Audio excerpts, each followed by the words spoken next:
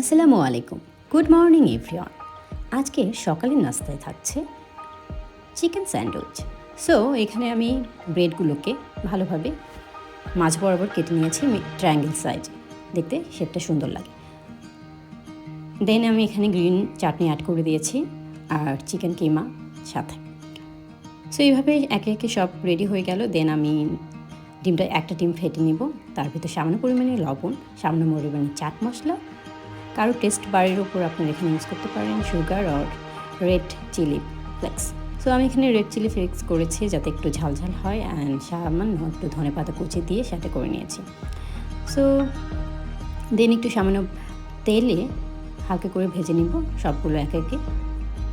ডিমে পুরে ভরে স্যান্ডউইচগুলোকে রেডি হয়ে যাবে। তো সেম প্রসেসে সবগুলো ভেজে নিব, দেন পরিবেশন করবো একটা সুন্দর প্লেটে। এই তো হয়ে গেল। আল্লাহ হাফেজ।